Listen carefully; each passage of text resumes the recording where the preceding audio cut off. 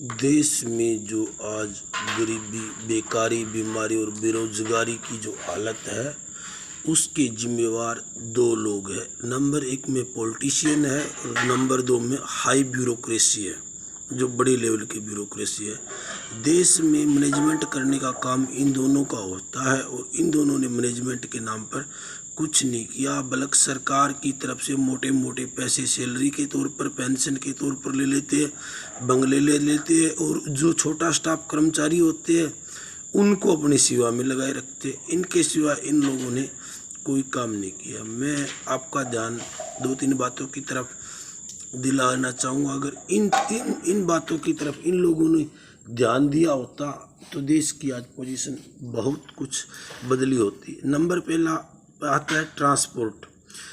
जो आज जो गरीब और अमीर के बीच में खाइया है, बहुत ज़्यादा जो धन या बहुत ज़्यादा जो मेहनत की कमाई या पैसा जो सारा लग जाता है वो ट्रांसपोर्ट पर, साधन पर लग जाता है। कोई गाड़ी खरीदने पर उसके पेट्रोल पर लग जाता है और उसकी पार्किंग की दिक्कत अलग होती है। विशेषकर खरीदने में आजकल लोग उसके लिए जो लोन लेते हैं, किस्त बंधाते हैं, उसमें सारी जिंदगी किस्त कटते कटते ही कट जाती है, लेकिन किस्त कभी नहीं कटती। इसमें अगर पॉलिटिशियनों ने अगर थोड़ा सा भी विचार किया होता, ट्रांसपोर्ट के साधन सही तरीके से विकसित किए होते, ट्रांसपोर्ट को जो भी साधन है उनको एक तरीके से पर्सनल साधन खरीदने पर रोक लगाकर कोई भी साधन, कार, बस, ट्रैक्टर जो भी है वो यूनियन के द्वारा खरीदा जाता है या कोई ऐसी कोई कंपनियां बनाई जाती छोटी छोटी, उनके द्वारा खरीदा जाता और वे कंपनियां अपने साधन को उसी काम के लिए पब्लिक में लगाते। तो उसका दो फायदा होता, एक तो लोगों को रोजगार मिलता, दूसरा उससे लोगों को पर्सनल साधन खरीदने की जब आज़ादी नहीं होती तो उस दौड़ में नहीं आते कि अपने घर का बजट उसमें लगाए और फाइनेंस कराए। और अगर कंपनियों को विशेष छूट दी होती भी, तुम ही खरीद सकते हो और तुम ही चला सकते हो, उसका एक फ़ायदा ये होता है कि उनके पास जो ड्राइवर होते वो सारे ड्राइवर एजुकेटेड होते, इस मामले में चलाने में सही होते, एक्सीडेंट नहीं होता। नंबर दो कि अगर हम ये कल्पना करें कि दिल्ली जैसे शहर में 20 लाख गाड़ियाँ हैं, 20 लाख गाड़ियों का वो क्या यूज करते हैं? सुबह घर से निकलते हैं, ऑफिस में जाके खड़ा कर देते हैं, ऑफिस से निकलते हैं, घर आके खड़ा करते हैं। इससे ज़्यादा तो कोई यूज नहीं है उन गाड़ियों का। अगर ट्रांसपोर्ट की व्यवस्था होती तो गाड़ियाँ एक सिस्टम में चलती, एक तरीके से चलती। आपको घर से 10 रुपये में या 20 रुपये, 50 रुपये जो भी मिनिमम होता है गाड़ियों के हिसाब, कंपनियों की जो होता है कोटेशन होता, दूरी के हिसाब से वो आपको घर से ले जाती, घर से छोड़ जाती। जिनको ज़्यादा अकेले बैठने का चाव होता है उनको अकेले गाड़ी किराए पर मिल जाती, जिनको कम पैसे में चाहिए 2 जने बैठे जाते हैं उनको 2 को मिल जाती, 3 को चाहिए 3 को मिल जाती, 4 जने जाते 4 के हिसाब से रख लेते। उसका एक फ़ायदा ये होता है कि गाड़ियाँ बेकार नहीं होती। जो 20 लाख गाड़ियाँ, ये मान के चलो दिल्ली में सुबह जो घर से निकले ऑफिस आगे खड़ी कर दी, शाम को वापस आए और घर खड़ी कर दी, 20 लाख गाड़ियाँ रुकी हुई है। और वो गाड़ियाँ है वो एक प्रकार की ट्रैफिक को भंग करती है। अगर वही गाड़ियाँ 20 लाख रुपए, सारा 20 लाख गाड़ियाँ चल रही होती तो किसी को जरूरत ही नहीं होती, भीड़ भाड़ मारामारी होती नहीं। उसका एक तरीका ये था। दूसरा तरीका मैं ये कहता हूँ कि अगर हम जिस तरह उसी बात को आगे बढ़ाता हूँ कि हमने सारे ट्रांसपोर्ट के साधन को कंपनियों के द्वारा दिया होता, तो जैसे हिसार फतेहाबाद सिरसा की हम ये दूरी मान ले कि इतनी दूरी है, इसके लिए लोगों को छोटी छोटी गाड़ियों में जाना पड़ता है। क्यों जाना पड़ता है? लोगों के पास टाइम की कीमत है और टाइम बहुत कम होता है। तो ये कल्पना करो कि गाड़ियाँ, अगर ये होता रूटीन होता कि हर 10 मिनट बाद बस स्टैंड से हिसार बस स्टैंड तक गाड़ी जाएगी, सिरसा बस स्टैंड तक गाड़ियाँ जाएगी, तो लोग अगर निश्चित टाइम होता तो लोग अपनी गाड़ियाँ ले जाके, कोई राजी नहीं है वो उन गाड़ियों में चढ़ जाते और आगे भी व्यवस्था हो कि वहाँ से फलाने शहर में उस हिस्से में जाने के लिए उनको ये टेम्पो या टैक्सी टाइम पर मिलेगा, इतने मिनिमम पैसे मिलेगा, तो लोगों को जरूरत नहीं होती कहीं गाड़ी ले जाने की, वो उसी में ही चला जाते। ये मैनेजमेंट सरकार ने अफसरों ने जानबूझकर नहीं की। क्योंकि जो कंपनियां गाड़ी मैन्युफैक्चर करती है वो इन लोगों को रिश्वत देती है, जिसे गलती से हम कमीशन कह देते हैं।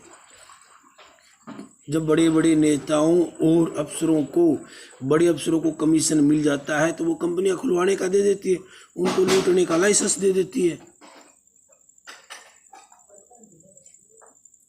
दूसरा तरीका मैं एक और बताना चाहूँगा कि जो मकान बनाने का सिस्टम है, जो घर में जो भी लोगों की पूंजी जो लगती है, सबसे ज़्यादा पूंजी दूसरे नंबर पर वो उनका मकान और घर बनाने में लग जाती है। घर बनाते रहते हैं, टूटता रहता है, बनाते रहते हैं, चेंज करते रहते हैं, सारी उम्र इसी में निकल जाती है। क्योंकि कंपटीशन का दौर है, हमने बढ़िया बनाया, हमसे बढ़िया किसी ने बना लिया, हम पीछे रह गए। सारे गांव का, सारे शहर का बजट, हर घर का बजट इसमें लग जाता है। अगर सरकार ने मैनेजमेंट की होती, जैसे बॉम्बे, कलकत्ता या दिल्ली में जो बड़ी बड़ी इमारतें बनी हुई है उसमें क्वार्टर या फ्लैट बने हुए हैं, अगर सरकार ने कंपनियां खोली होती, बिल्डरों को ठेका दिया होता, तो पूरे फतेहाबाद की आबादी में 20,000 घर है। 20,000 घर तो वे 5 बिल्डिंगों में ही बना देते। इसका 2 फायदा होता, एक तो जगह बच जाती, दूसरा फ्लैट सस्ता मिलता, और तीसरा सबके एक से फ्लैट होते और सिक्योरिटी होती, क्योंकि चोरी का डर ही नहीं होता। अगर एक ही जगह एक सिस्टम में हो तो एक ही चौकीदार से एक ही तरीके से एंट्री गेट या आउटर गेट हर चीज़ में सुविधा हो जाती। सरकार ने मैनेजमेंट नहीं की, क्योंकि उसे सीमेंट का कारखाना भी चलवाना था, वहाँ से उसको कमीशन चाहिए था, सरिये का कमीशन चाहिए था, फलानी चीज़ का कमीशन चाहिए था, जानबूझ के ये मैनेजमेंट नहीं की।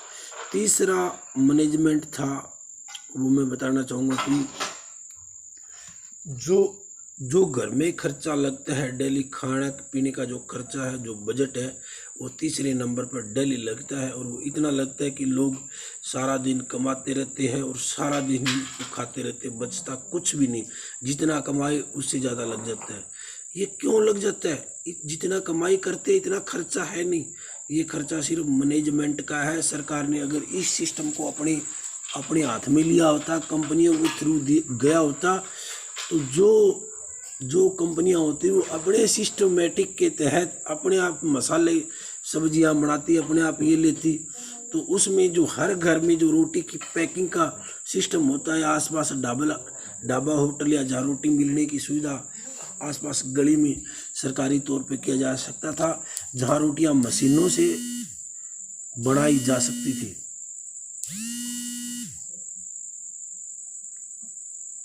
रोटी सबसे सस्ती मिल जाती है। अगर एक आदमी को 5 रुपये की रोटी, एक टाइम में 5 रुपये की रोटी से बढ़िया खाना खा सकता है, सारे शहर वाले 5-5 रुपये के, तो इतना बजट कहाँ लगेगा?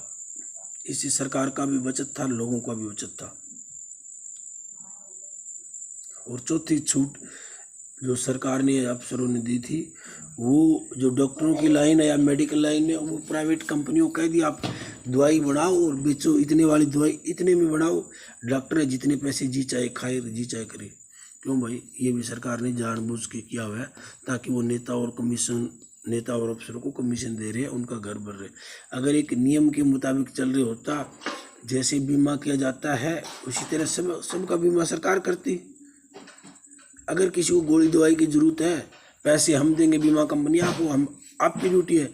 अगर उनकी ड्यूटी होती है तो वो अपने आप स्वास्थ्य सेवाओं की तरफ ध्यान दिलाते, लोगों को अपने आप ऐसी सुविधा करते कि कम से कम लोग बीमार हो, कम से कम बीमार हो तो उनके भी पैसे बचते और लोगों के भी पैसे बचते।